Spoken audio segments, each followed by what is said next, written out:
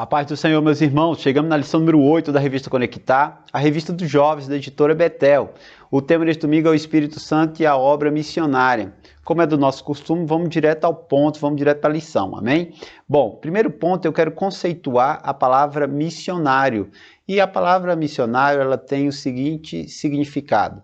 É aquele que recebeu ou assumiu a incumbência de realizar determinada tarefa ou promover a sua concretização, ou seja, é uma pessoa, é um agente, ok?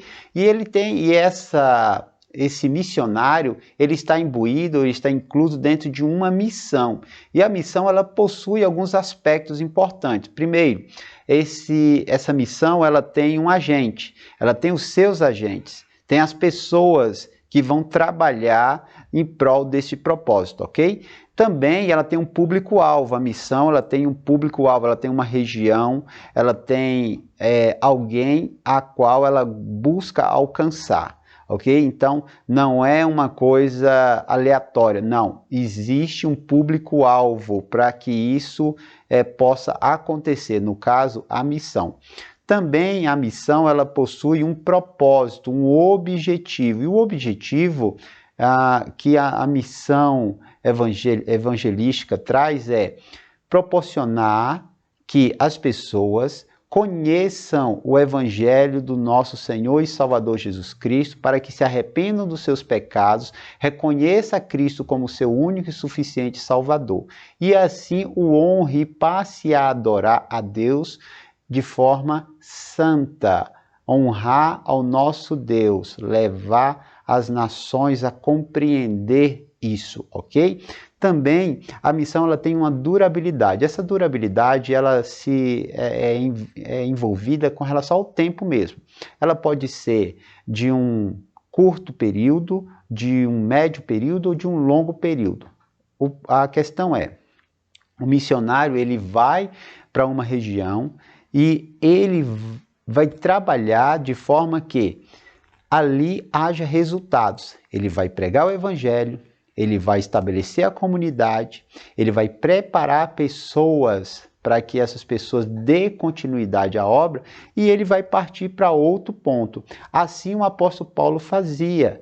O apóstolo Paulo, ele pregava o evangelho, estabelecia a comunidade, preparava pessoas, depois que a comunidade estava estabelecida, ele partia para outros pontos. Então, a missão, ela tem esse viés, ok? O tópico 1 diz o seguinte, o Espírito Santo que comissiona. O Espírito Santo é a autoridade que confia a alguém uma incumbência. Ou seja, é dado uma missão, é dado uma tarefa para uma pessoa. Então, ele confia, é ele que confia, ele que dá.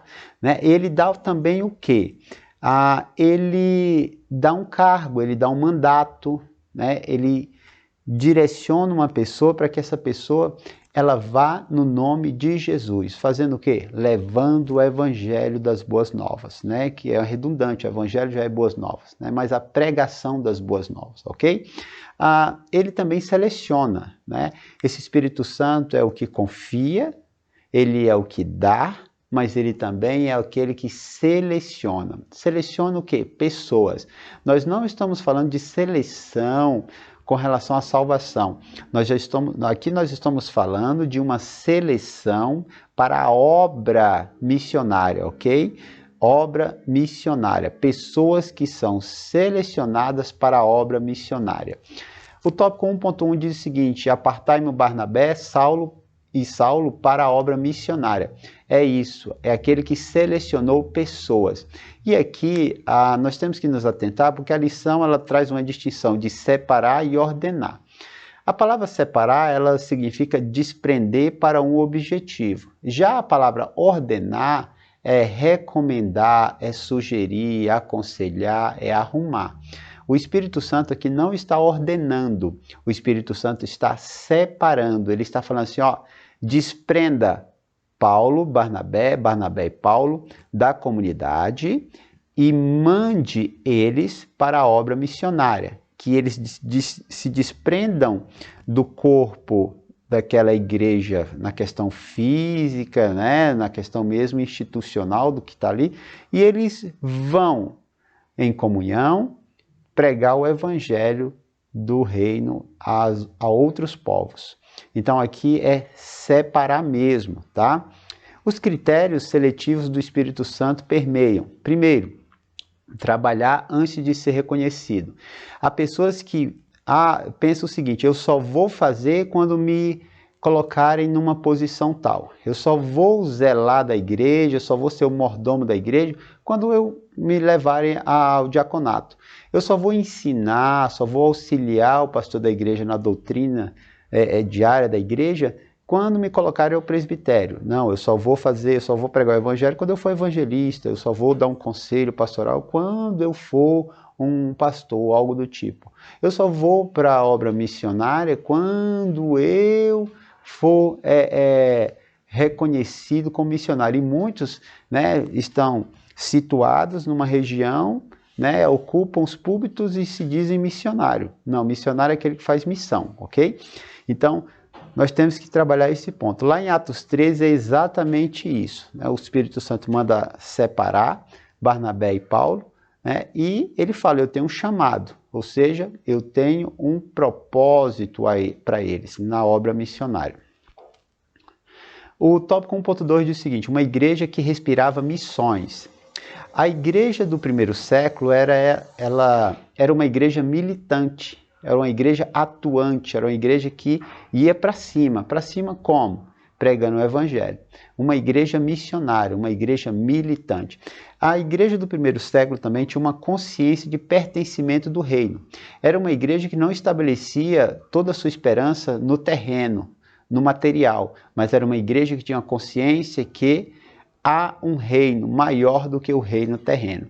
Também nós temos dentro dessa igreja primitiva, da igreja do primeiro século, é que essa igreja ela conhecia a fonte e a dependência do Espírito Santo. A igreja do primeiro século era uma igreja totalmente dependente do Espírito Santo, compreendia isso muito bem. Também a igreja do primeiro século pairava uma visão celestial, né, objetiva, ou seja, compreendia que o que era dado a eles era celeste, vinha do nosso Deus. Então não era algo terreno, não se tratava de um clube social, não se tratava de uma instituição exclusivamente terrena. Não era política, não era econômica, era reino de Deus, tinha essa visão celestial, ok? O tópico 2 diz o seguinte: o poder do Espírito Santo na vida do missionário. Lá em Marcos 16,15 diz o seguinte: e disse-lhes: ide por todo mundo, pregar o evangelho a toda criatura. A ideia missionária, o objetivo missionário, a comissão missionária, ela preza em um ide, que é um imperativo, mas também para onde? Um mundo.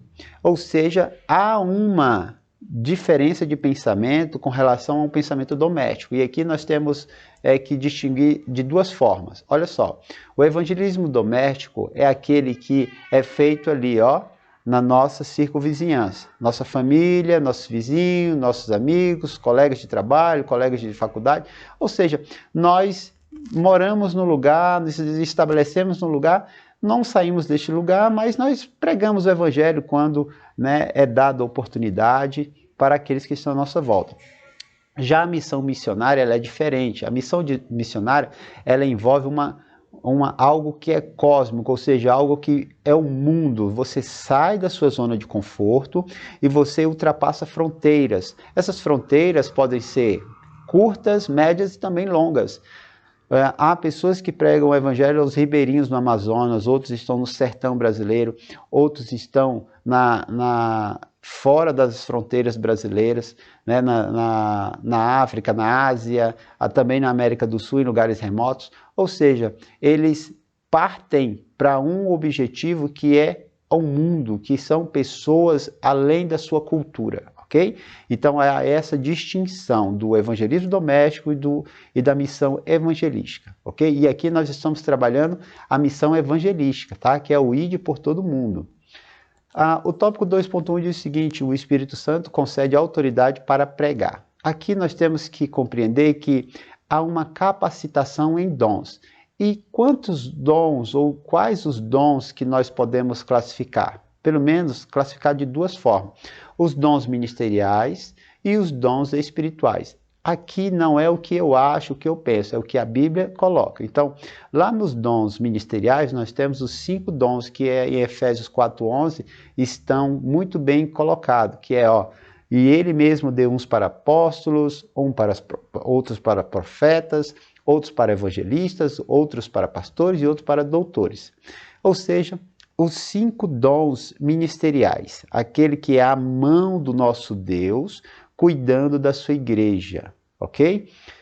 Também nós temos os dons espirituais. Os dons espirituais são 9, e esses dons é a operação mesmo do Espírito Santo na vida do crente. Que aqui acontece as curas, aqui acontece as experiências espirituais de falar em língua, aqui acontece os dons de maravilhas, né, que são milagres que envolvem a natureza, envolvem coisas complexas, que vai além da capacidade humana, por exemplo, restabelecer a vida de um morto. Aqui nós temos essa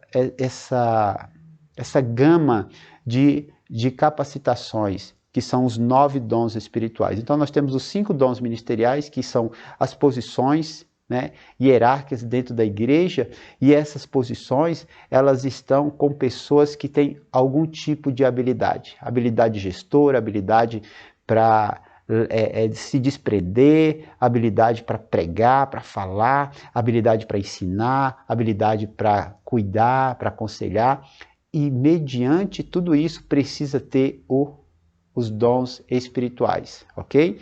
Então, eles trabalham em conjunto, amém? Baseado nisso, então, nós já compreendemos que o Espírito Santo, ele capacita, né, com os dons, e aí nós temos os dons ministeriais e os dons espirituais, e isso é para quê? O Espírito faz por quê? E aí Efésios 4:1 diz o seguinte: mas a manifestação do Espírito é dada a cada um para o que for útil. É ele que decide para que ele está fazendo isso, por que ele está proporcionando isso, por que ele está chamando. É a autonomia dele, ele preside tudo isso, amém?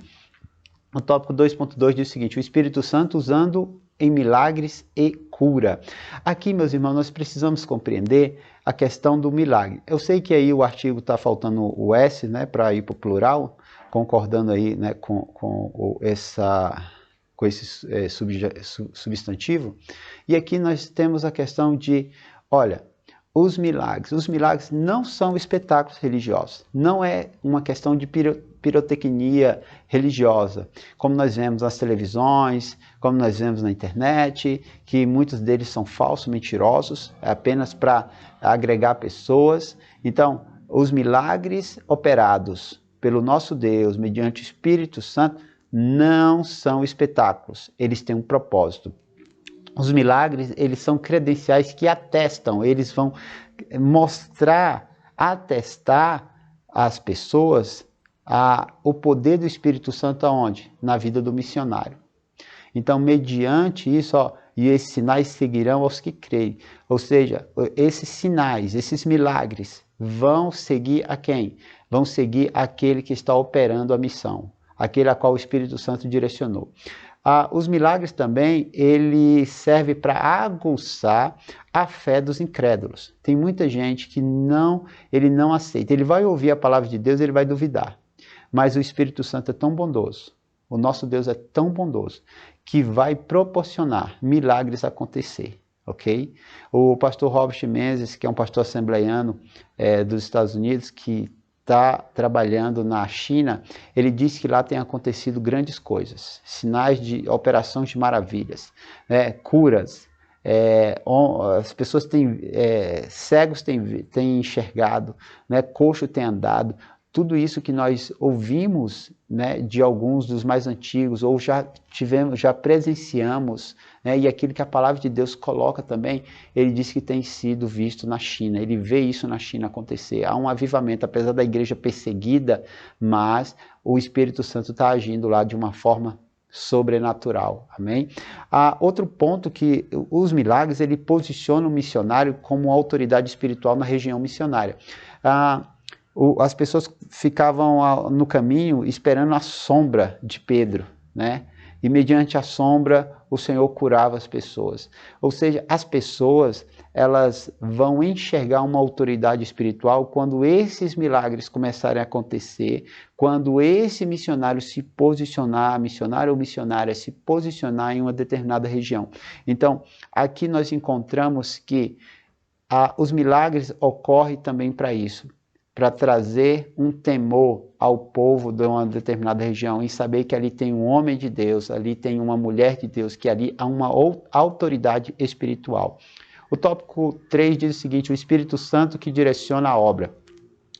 Eu coloquei que a primazia do comissionamento é exclusivamente do Santo Espírito na separação de pessoas. Aqui o Espírito Santo vai separar pessoas, ele vai escolher, ele vai direcionar as lideranças para pegar pessoas e colocar separadamente para essa determinada obra, que é nobre. Também ele vai escolher a região geográfica. O Espírito Santo vai direcionar onde ir, mas também vai falar onde não ir, assim como ele fez com o apóstolo Paulo. Ele vai colocar esse missionário em uma rota para que ele possa executar a missão. Também ele vai dar as estratégias. Essas estratégias ele vai dar como abordar. Eu sei que hoje há agências missionárias, muitas igrejas mantêm agências missionárias que preparam missionários. Eles preparam de que forma? Eles preparam ensinando a língua daquele determinado local, eles preparam ele no conhecimento da história daquele povo, da cultura daquele povo, da política, da economia.